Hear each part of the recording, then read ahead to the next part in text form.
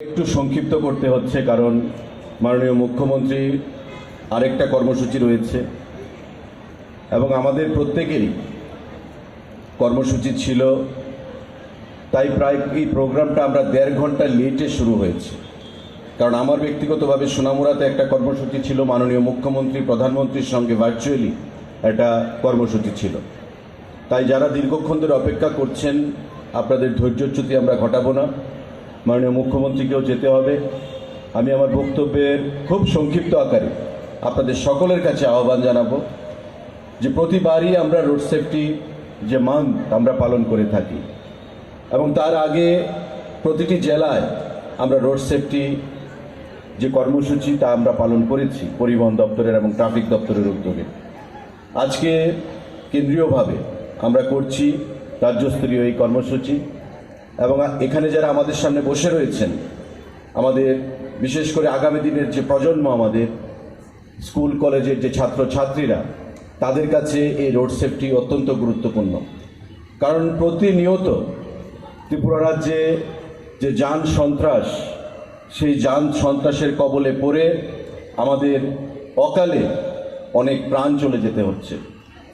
Police, traffic, পরিবহন দপ্তর, রাজ্য সরকার প্রত্যেকে আমরা চাই যাতে এই যান সন্ত্রাস বন্ধ হয় এবং অকালে পৃথিবী থেকে যে প্রাণগুলো চলে যেতে হচ্ছে, ঝরে যেতে হচ্ছে, সেগুলো থেকে যেন আমরা মানুষকে মুক্ত করতে পারি। প্রশাসন চাইলেই সেটা হবে না, মুখ্যমন্ত্রী চাইলেই সেটা হবে না, বা পুলিশ প্রশাসন চাইলেই সেটা হবে না, দপ্তর চাইলেই সেটা হবে না। যতক্ষণ না পর্যন্ত আমাদের মধ্যে, নিজেদের মধ্যে সচেতনতা আমরা বৃদ্ধি করতে পারবো, যতক্ষণ পর্যন্ত আমাদের জীবনকে নিয়ে আমরা ভাবতে শিখব। আজকে আমাদের সাবরুম থেকে ধর্মনগর পর্যন্ত প্রত্যেকটি জায়গায় ন্যাশনাল হাইওয়েজের সংখ্যা বৃদ্ধি পেয়েছে। আমাদের 6টা ন্যাশনাল হাইওয়েজ হয়েছে, আরও আগামী দিনে আসবে। রাস্তা প্রশস্ত হয়েছে, যানবাহনের সংখ্যা বেড়েছে, প্রতিনিয়ত গাড়ির সংখ্যা, মোটর বাইকের সংখ্যা বৃদ্ধি পাচ্ছে।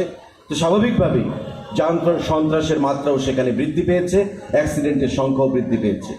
এবং তথ্য অনুযায়ী আমাদের রাজ্যে প্রতি বছর 700 থেকে 750 সেখানে ফ্যাটাল অ্যাক্সিডেন্ট সেখানে ঘটে থাকে এবং যার মধ্যে 200 থেকে 250 মৃত্যু ঘটে, যারা পৃথিবী থেকে চিরতরে চলে যায় এই যান সন্ত্রাসের কারণে।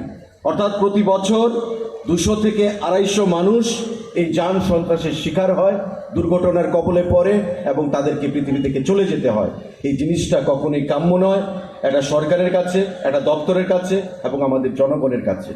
তো স্বাভাবিকভাবেই আমাদের দপ্তর থেকে প্রতি বছর এই রোড সেফটি মান্থ আমরা পালন করে থাকি।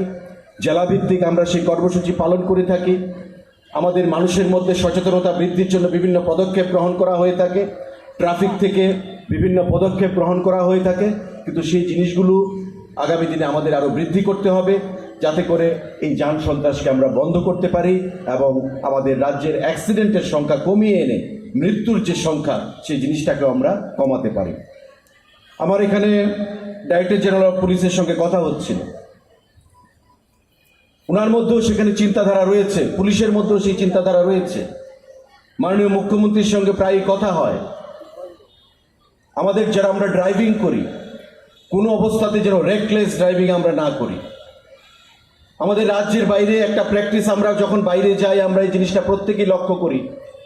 যখন আমরা ড্রাইভিং করি বা সামনের সিটে আমরা বসি, সিট বেল্ট ম্যান্ডেটরি আমাদের বাঁধতে হয়, কিন্তু আমাদের রাজ্যে আমরা কিন্তু এই প্র্যাকটিসটা করি না। আমাদের আজকে থেকে শপথ নিতে হবে, প্লেজ নিতে হবে যে আমরা যখনই যে ড্রাইভিং করব, গাড়ি ড্রাইভ করব, আমাদের ড্রাইভার এবং সামনে যে বসবে তার সিট বেল্ট আমাদের ম্যান্ডেটরি করতে হবে।